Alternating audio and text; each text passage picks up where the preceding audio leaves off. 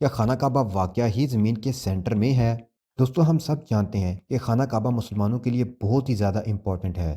خانہ کعبہ اللہ کا گھر ہے اور توحید کا مرکز۔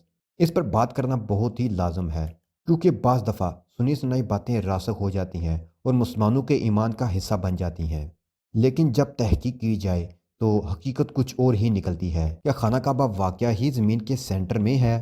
دوستو اس طرح کی باتیں عوام میں مشہور کی جاتی ہیں اور مشہور کرنے والے بہت سے لوگ ہیں۔ یہ انسانوں کی کم علمی اور غلط فہمی کی وجہ سے بھی ہے کہ کچھ باتیں لوگوں میں عام ہو گئیں اور پھر وہ ان کے ایمان کا حصہ بن گئیں، کسی نے تحقیق کرنا بھی گوارا نہ کیا۔ اور کچھ ایسے لوگ بھی ہیں جو قصے کہانیاں سناتے ہیں اور اسے دین سے جوڑ دیتے ہیں۔ وہ ان قصے کہانیوں سے اپنے لیے دنیا کا مال تو اکٹھا کر لیتے ہیں، لیکن اپنی آخرت بھی برباد کرتے ہیں اور لوگوں میں غلط عقائد بھی پھیلاتے ہیں۔ لیکن ہر مسلمان جانتا ہے کہ کوئی بھی انسان جب اسلام کے ریلیٹڈ آپ کو کوئی بات بتائے گا تو ہمیں اس کی تحقیق کرنا ہے۔ ہمیں سن سنا کے اس بات پر عمل نہیں کرنا، نہ ہی ایمان کا حصہ بنانا ہے، بلکہ قرآن اور حدیث ہمارے سامنے موجود ہے، ہمیں اس میں سے تحقیق کرنی ہے کہ کیا واقعی یہ بات قرآن و حدیث سے ثابت ہے یا نہیں۔ تو آج اسی دعوے کی تحقیق ہم اپنے ناظرین کے لیے لے کر آئے ہیں۔ تو دوستو سب سے پہلے یہ کہ دنیا فلیٹ نہیں ہے، ہماری زمین گول ہے، بلکہ گول بھی نہیں بیضوی ہے، ایگزیکٹ انڈے کی طرح نہیں، لیکن ایگزیکٹ گول بھی نہیں۔ تو کسی بھی گول چیز کا سینٹر نہیں ہوتا۔ ہم کسی بھی مقام کے اوپر ہاتھ رکھیں تو کہیں گے کہ یہ سینٹر ہے، تو وہی اس کا سینٹر ہوگا۔ اگر زمین فلیٹ ہوتی تو ہم دائیں بائیں سے اس کے چاروں کناروں سے اسے ماپ لیتے اور اس کا سینٹر ڈیفائن کر لیتے، لیکن زمین چونکہ گول ہے، بیضوی ہے، اس لیے اس کا سینٹر پوائنٹ نہیں ڈھونڈا جا سکتا۔ اس کے علاوہ سائنٹسٹ نے مل کر 1973 میں ڈیجیٹل میپ کو یوز کیا اور کوارڈینیٹس کو کیلکولیٹ کیا۔ اس کیلکولیشن کے بعد جو زمین کا سینٹر دریافت ہوا، جو جیوگرافیکل سینٹر زمین کا بنا، تو یہ ترکی کے ڈسٹرکٹ کے شہر سائفی ولیج کے پاس تھا، جو کہ گیزا سے 1800 کلومیٹر دور ہے۔ تو اگر ہم دنیا کے میپ کو سامنے رکھیں، اسے فلیٹ مان کے ہم دیکھیں تو دائیں بائیں آگے پیچھے سے اس کی ہم کیلکولیشن کریں تو ہمیں یہی گاؤں دنیا کا سینٹر نظر آئے گا۔ تو یہ عام فہم بندہ بھی سمجھ سکتا ہے کہ یہی علاقہ دنیا کا سینٹر ہے۔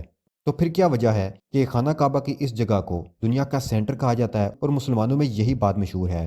تو اگر ہم نقشے کو سامنے رکھیں تو ہم پھر سے یہی دیکھیں گے کہ ترکی اور مکہ کے اس علاقے میں فاصلہ کچھ زیادہ نہیں ہے۔